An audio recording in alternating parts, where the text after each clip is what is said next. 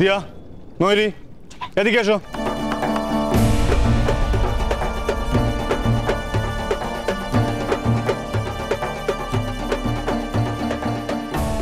হ্যাঁ sir. Sir আমরা আসলে একটু ঘুরছিলাম, আজকে তো আমাদের ট্যুর প্রোগ্রামটা 12টা থেকে, আর এখনো তো 12টা বাজেনি, তাই। যা জিজ্ঞেস করছি তার উত্তর দাও। আহির দাশগুপ্তকে কে দেখেছে? আমি দেখেছি স্যার, ইভেন আমরা সবাই দেখেছি। ওই তো আমরা তখন হাঁটতে বেরিয়েছিলাম তখনই। উনি কি বলেছেন? স্যার উনি বললেন আর কি, মোর তো বারবার বলছিল যে এডুকেশনাল এক্সকারশনে ও বোলপুর আসছে, তো আহির দাশগুপ্ত যাতে আসেন আর কি, তো ওনাদের তো এখানেই দেখা হয়ে যাবে না। আহির স্যার বলেছিলেন যে উনি আসবেন না, পরে সারপ্রাইজ দিতে উনিও চলে এলেন। আমাদের সাথে দেখা হয়েছিল, উনি বললেন যে আমরা একটু মোহরকে খবর পাঠিয়ে দিই যে উনি ডেকে পাঠিয়েছেন, তাহলে আর কি শহরটা ভালো করে ঘুরিয়ে দেখাবেন। না মানে ওনার গাড়িতে। আহির দাশগুপ্ত বললেন যে ওকে গোটা শহরটা গাড়িতে ঘোরাবে, গাড়িতে, ওনার গাড়িতে। এটা জানার পরেও যে ও একটা এডুকেশনাল এক্সকারশন এখানে এসছে, তারপরে উনি ওখান থেকে ওকে বার করে নিয়ে গেলেন এবং গোটা শহরটা ঘোরাবেন ওনার গাড়িতে। স্যার উনি তো তাই বলেছেন, আমরা কিন্তু স্যার এছাড়া কোনো বাড়তি কথা বলিনি। আমরা শুধু ওকে এসে বললাম যে তোমাকে আহির স্যার ডেকেছেন। হ্যাঁ, তোমরা তো কিছু জানো না, কিচ্ছু না। তোমরা কি ভুলে গেছিলে যে ও কাল অসুস্থ ছিল? না স্যার, সকালবেলা তো দেখলাম দিব্যি গল্প করছে শাশ্বতীর সাথে, আমরা তো ভাবলাম ভালো হয়ে গেছে, কিন্তু স্যার আমরা তো যেতে বলিনি, আমরা তো খবর দিয়েছি শুধু। তোমাদের খেয়ে দিয়ে কোনো কাজ নেই? স্যার এমনিতেই তো আমাদের নামে নানা দোষ হয়, আর এই কথাটা যদি আমরা ওকে না বলতাম ও পরে আমাদের অনেক কথা শোনাতো, সেই জন্যই স্যার আমরা।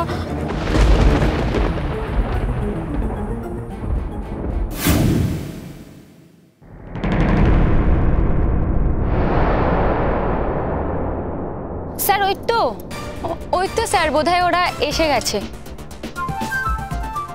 মোহর তো সেরকম সেজে গুজে যায়নি না, তাহলে ও মনে হয় সেজে গুজে আবার ওর সাথে বেরোবে। কিরে তাই না ময়ূরী?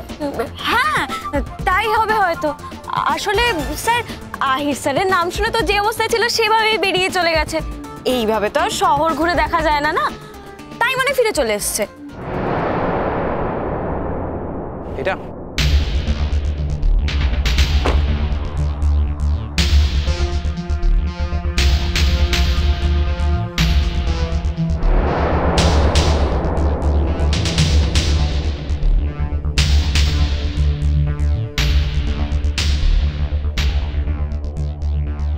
রক্ষা করো ঠাকুর, রক্ষা করো, এই স্যার যেন বেশি রেগে না যান। এই মেয়েগুলো নিশ্চয়ই কিছু কথা বানিয়ে বলছে, আমাদের কাছে তো এই ঘোড়া টরার কথা কিছু বলেনি।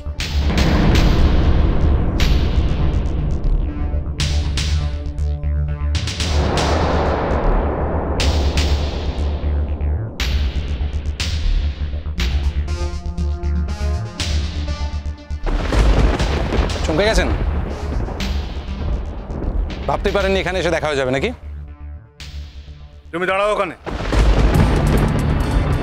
স্যার এখন আমার শরীর ঠিক আছে, আমার জ্বর একদম নেই। আমি শুনলাম যে স্যার এখানে এসেছেন, তাই দেখা করতে গেছিলাম আর কি। এটা কি বেলেল্লাপনা করার জায়গা?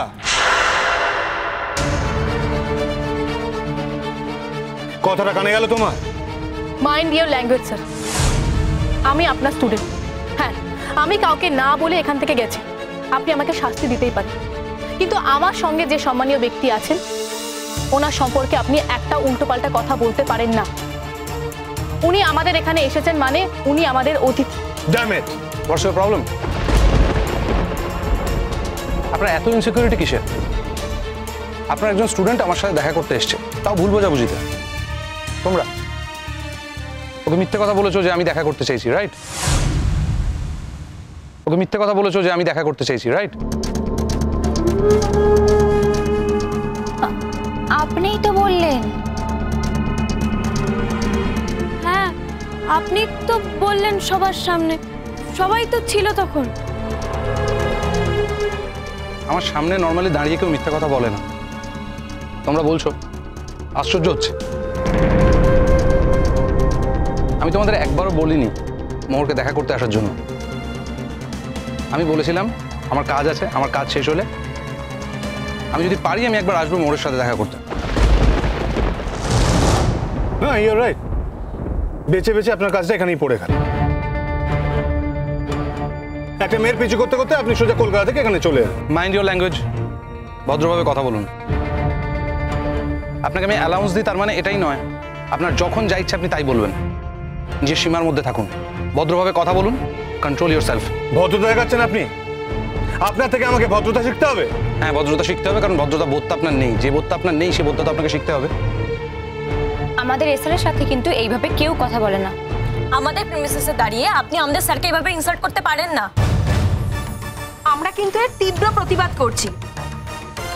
আমরা কিন্তু আমাদের সমস্ত স্টুডেন্টদের ডেকে আনবো।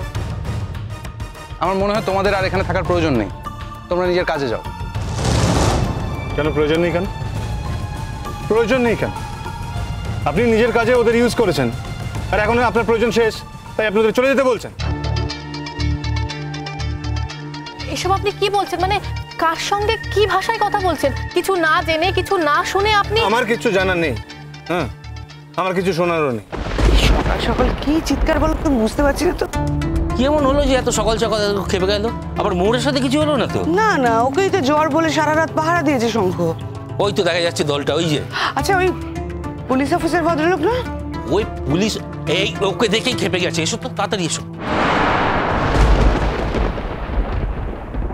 এতদিন ধরে আপনার প্রত্যেকটা ব্যবহার আমি সহ্য করেছি, টলারেট করেছি একটাই কারণে, আপনার প্রতি আমার একটা সফটনেস আছে। সেটা সুযোগ নেবেন না বারবার। আপনাকে আমি শেষবারের মতো বলছি, আপনি যদি আর একদিন আমার সাথে অসভ্যতা করেন তাহলে আপনার এগেনস্ট আমি স্টেপ নেবো, কেউ কিচ্ছু করতে পারবে না। চোরের মায়ের বড় গলা। আপনার উর্দিকে আমি ভয় পাই না। আপনি কি ভেবেছেন আপনার গায়ে উর্দি আছে বলে আমি সেটাকে ভয় পাবো? নো, আমি বিন্দু মাত্র দাম দিই না আপনার এই উর্দি। আর আপনাকেও কেউ দাম দেয় না। এই যে আপনি চিৎকার করছেন, এটার কোনো মানে হয় না। এই চিৎকার বেসলেস। এই কথাগুলো তোমরা আমায় বলছো কেন? তা তোকে বলবে না তো কাকে বলবে? হ্যাঁ, তুই একটা অ্যাডাল্ট ছেলে, তুই কোনো প্রতিবাদ করছিস না তো তোর বাবার আচরণে? মানে তোর কি মনে হচ্ছে তোর বাবা যেটা করছে সেটা ঠিক করছে তো? দেখো, আমি কিন্তু আমার বাবার বিচারক নই। যদি বাবা কিছু ভুল করে থাকে, তোমাদের মনে হয় থাকে প্রত্যেকে, তাহলে সেটা ডিরেক্ট তাকেই কনভে করো।